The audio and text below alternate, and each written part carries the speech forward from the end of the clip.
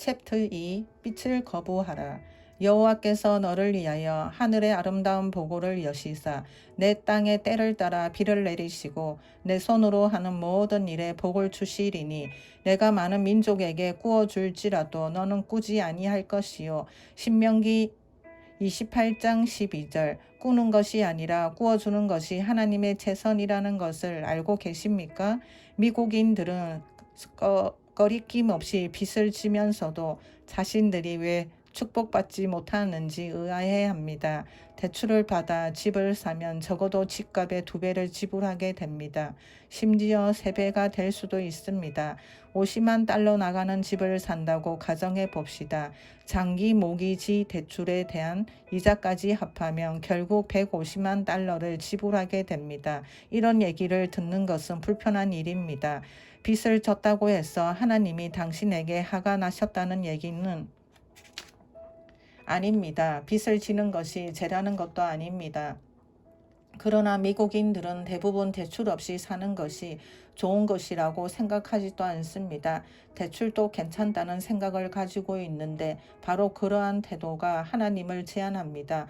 꾸어주나 꾸지 않는다라는 하나님의 방법으로 하지 않고 쉽게 빚을 지는 태도는 하나님의 최선이 우리 삶 가운데 나타나는 것을 막습니다. 많은 사람들이 카드를 최대 한도로 사용합니다. 카드 빚을 다 갚았다 싶으면 그 카드로 또 다른 것을 삽니다. 그런 사람들이 복권에라도 당첨되면 그 돈으로 뭘 하시는지 아십니까? 물건을 사고 또 사다가 결국 처음과 같은 형편이 되거나 더 나빠지기도 합니다. 그런 사람들은 쓸 수 있는 한 최대한으로 쓰면서 사는 사람들입니다. 100만 달러짜리 집에 살다가 복권에 당첨되기라도 하면 1000만 달러짜리 집을 사고 요트 같은 것들도 사드릴 것입니다. 통계에 따르면 복권에 당첨된 사람들은 결국 복권에 당첨되기 이전과 같은 상황으로 돌아간다고 합니다. 그들은 하나님의 최선을 목표하지 않으니까요.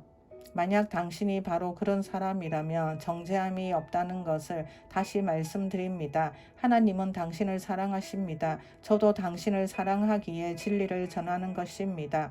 갈라디아서 4장 16절. 현재 미국은 모든 것을 빚으로 살 수 있는 시스템이기 때문에 빚을 허용하는 사람들은 절대 빚에서 벗어날 수 없습니다. 당신이 이런 경우라면 낙심하거나 우울해하지 말고 그 대신 상황을 있는 그대로 받아들이고 자신을 겸손케 하여 하나님께서 그분의 최선으로 인도해 주실 것을 신뢰하십시오.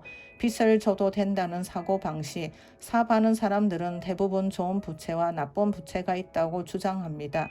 집처럼 가치가 상승하는 것을 구입하기 위해 대출받는 것은 문제가 없다고 말합니다.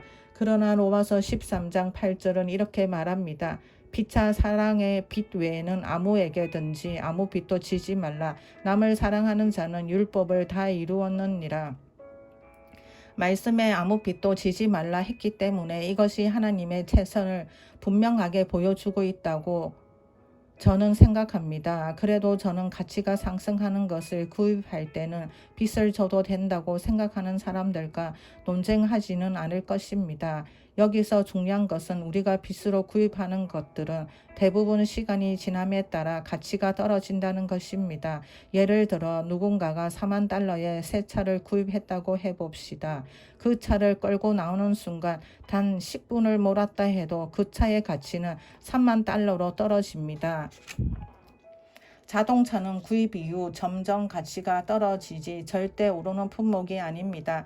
이처럼 우리가 구입하는 것들이 대부분 가치가 떨어집니다. 사람들은 그렇게 가치가 떨어지는 것들을 사려고 빚을 지면서 자신이 왜 하나님의 최선을 누리지 못하는지 의아해합니다. 빚져도 괜찮다는 사고방식으로는 절대 형통할 수 없습니다. 그것은 자신에게도 해가 되고 하나님의 최선을 제한하는 사고방식이기 때문에 반드시 그 사고방식에서 벗어나야 합니다. 하나님은 당신이 이 책을 읽고 있는 이 순간에도 당신의 마음을 보고 계십니다. 주님은 이 진리에 어떻게 반응하겠느냐고 물으십니다. 소위 아메리칸 드림을 쫓아 가지고 싶은 것을 다 사서 집에다 쌓아놓고 싶습니까? 그보다 더 나은 삶이 존재합니다. 바로 하나님의 최선입니다. 안타깝게도 대부분의 사람들은 하나님의 최선을 목표로 삼지 않습니다. 저희 부부도 전에 집을 사느라 빚을 진 적이 있습니다. 대출을 받아 집을 샀지만 그랬다고 하나님께서 우리를 미워하지 않으셨고 우리도 하나님을 계속 사랑했습니다. 그 대출을 다 갚는데 15년이 걸렸습니다. 대출을 다 갚고 모든 빚에서 벗어난 뒤로 이제 10년이 지났습니다. 당신이 저당 잡힌 것은 당신의 미래.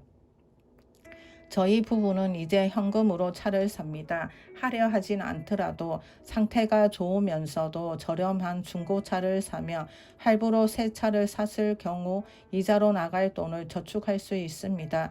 그러면 대략 4년 내에 대출 없이 차를 살 수 있을 것이고 그러면 이자를 낭비하지 않을 수 있습니다. 새 신형차가 아니더라도 괜찮다면 현금으로 차를 살 수 있습니다. 그렇게 하며 차값의 2~3배를 지불하는 일은 없을 것입니다.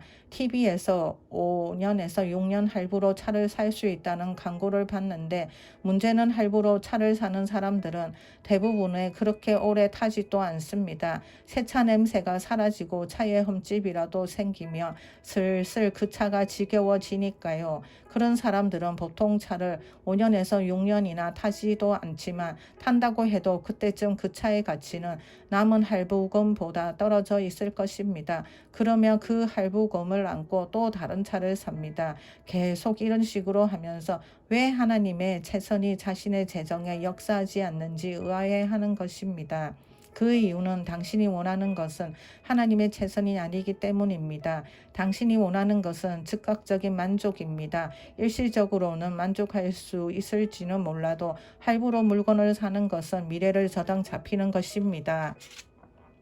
미국은 나라 전체가 그런 상황입니다. 우리는 스스로 무덤을 파고 있습니다. 미국의 국가 부채가 너무 많아져서 후대에도 갚을 수 있을지 의문입니다. 매년 이렇게 계속해서 다른 나라들로부터 돈을 빌리면서 그들이 계속적으로 우방으로 남을 것이라고 생각하는 것은 매우 비현실적입니다. 조만간 누군가는 빚을 갚으라고 할 것이고 그러면 경제가 추락하는 것을 막을 수 없을 것입니다.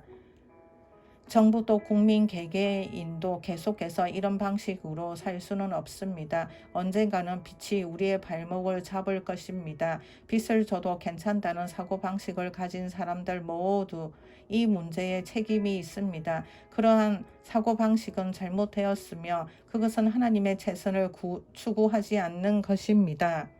대부분의 사람들은 신용을 담보로 할부를 받을 수 있다고 좋아합니다. 돈이 모아질 때까지 기다릴 필요 없이 지금 당장 좋은 차를 살 수 있으니까요. 하지만 카드 회사에서 말해주지 않는 것이 있습니다. 결국 이자까지 합하면 그 차값의 2~3배를 지불하게 된다는 사실입니다. 몇 년 뒤에 그 차의 가치는 남은 할부금보다 더 떨어질 것이고 당신의 경제적인 형편은 엉망이 되어 투잡을 떼어야 할지도 모릅니다. 예전에는 여성들이 직장을 갖지 않고 가족만 돌볼 수 있었습니다. 그런데 지금은 각자의 형편에 맞지 않는지 차 그리고 여러 가지 사치품들을 신용카드나 대출로 구입하느냐 맞벌이는 필수입니다. 그러다 보니 내 자식을 내가 직접 키우지 못하고 다른 사람들의 손에 맡기면서 자녀들이 왜 말을 안 듣는지 의아해합니다. 이런 문제를 가진 사람들이 죄를 짓고 있다는 말은 아닙니다. 우리 단체 역시 대출을 받아 쓴 적이 있었습니다. 전에는 우리 건물이 콜로라도 스프링스에 있었는데 그 건물을 사기 위해 320만 달러의 대출을 받아야 했습니다. 건물을 매입하는데 들어간 비용 외에 건물 수리비 320만 달러가 추가로 필요했습니다. 그래서 그 돈도 대출을 받으려고 했는데 은행에서 계속 다음 주에 오라고 하는 바람에 지연되었습니다. 그렇게 9개월이 흘러 다시 은행을 찾았는데 그 은행의 간부가 이렇게 말하더군요. 너무 오래된 일이네요. 다시 검증을 해야겠습니다. 처음부터 다시 합시다. 이 말을 듣자 또 앞으로 9개월 동안 다음 주에 오라고 하겠지 싶었습니다. 너무 늦었습니다. 저는 그 사람에게 이렇게 답했습니다. 아니요, 기도해 보겠습니다. 처음부터 기도를 해봤어야 했는데 그렇게 하지 못했던 것입니다. 그래서 이 문제를 두고 시간을 내어 진지하게 방언으로 기도했습니다. 성경에는 우리가 방언으로 기도할 때 우리의 영이 기도하는 것이라고 되어 있습니다. 고린도전서 14장 14절. 또한 통변을 받기 위해 기도하라고 했기 때문에 저도 그렇게 기도했습니다. 그랬더니 하나님께서 전에 받았던 예언 기도를 생각나게 해주셨습니다.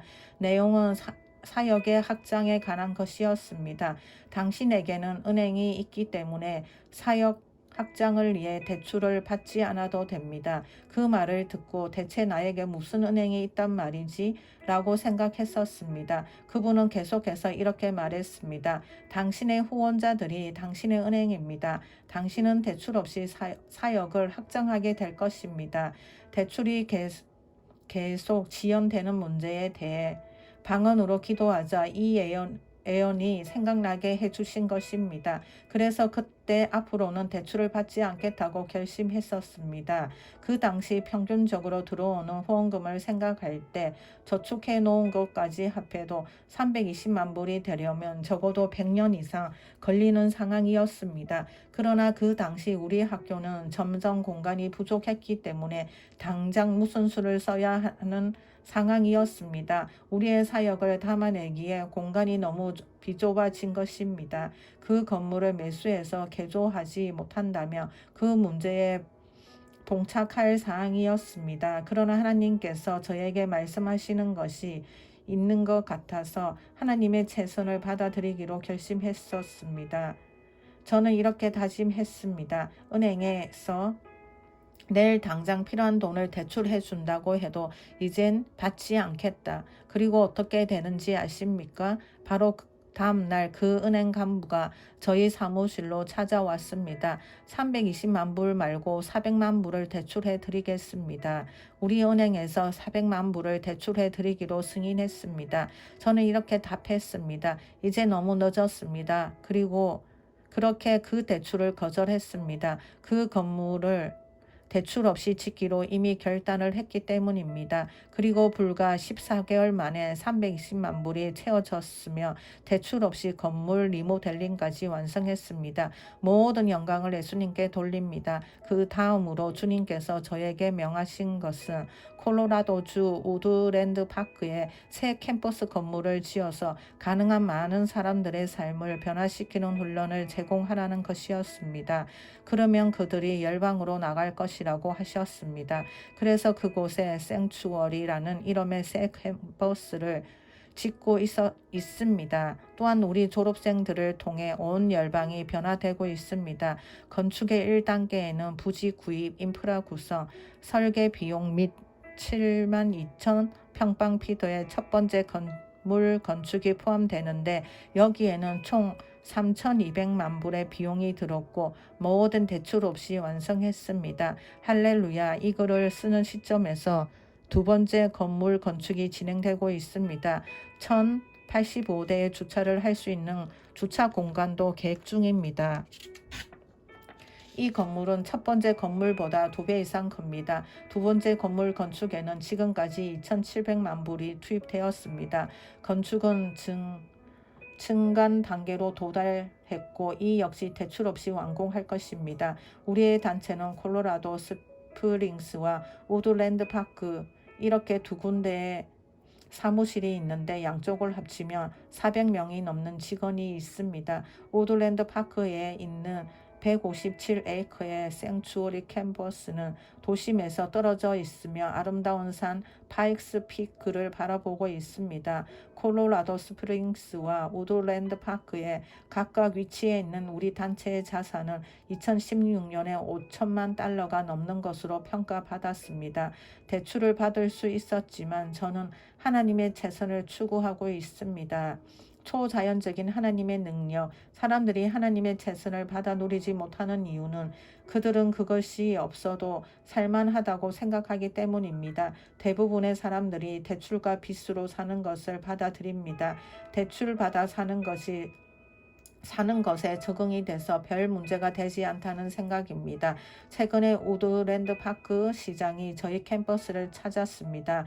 이렇게 캠퍼스를 짓고 계신 걸 보니 재정이 충분한가 봅니다. 그분의 말에 제가 이렇게 대답했습니다. 아니요, 저는 가진 것이 없어요. 지금 당장은 돈이 한 푼도 없지만 필요한 돈은 모두 들어오고 있습니다. 두고 보세요. 돈이 필요할 때마다 들어와 있을 테니까요.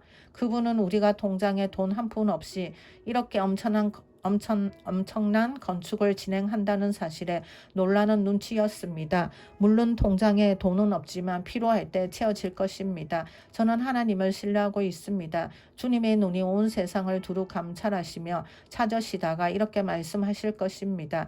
아, 저기 앤드류가 있구나. 그는 나를 신뢰하고 있다. 그를 위해 나의 강함을 보이리라. 역대하 16장 9절. 지금까지 단 한 푼의 대출 없이도 6천만 불 이상의 건축비가 제공되었습니다. 게다가 매달 TV와 라디오 사역에 필요한 100만 불까지 모두 제공되고 있습니다. 현재 저희 TV와 라디오 설교는 전 세계 32억 명의 사람들이 보거나 들을 수 있도록 제공되는데 그러려면 많은 비용이 들어갑니다. 직원들 월급만 한 달에 100만 불 이상이 듭니다. 우리 단체에서 운영하는 콜센터에는 하루에 3천 건 이상의 전화가 오는데 게다가 이것은 미국에서 걸러오는 것만 따진 것입니다. 앤드루 워맥 미니스트리는 전 세계에 15개의 지부가 있고 직원만 120명이 넘습니다. 여기에다가 아직도 대부분의 자료들을 무료로 나눠줍니다. 이것들을 한번 따져보십시오. 하나님의 초자연적인 역사가 아니고 뭐겠습니까? 하나님의 재선을 받아 누리지 못하는 이유 중에 하나는 그것을 진심으로 바라지 않기 때문입니다. 기도 응답은 원하지만 그럼에도 불구하고 하나님을 신뢰하지는 않습니다. 예를 들면 대출을 다 갚기 위해 주님을 의지하는 것은 너무 많은 노력이 필요하기 때문에 손쉽게 대출을 받는 것입니다. 이것은 상처 주려고 하는 말이 아니라 당신의 사고방식을 한 단계 높여서 지금까지 더 좋은 것을 바라보게 하려는 것입니다. 계속해서 대출에 의지한다면 계속 그렇게 살 수밖에 없습니다. 원가의 2배에서 3배를 지불하는 것을 정상적인 것이라고 생각한다면 하나님의 재선을 경험할 수 없습니다. 그동안 이자로 지불한 돈이 총 얼마인지 한번 생각해 보십시오. 옳은 방식과 잘못된 방식.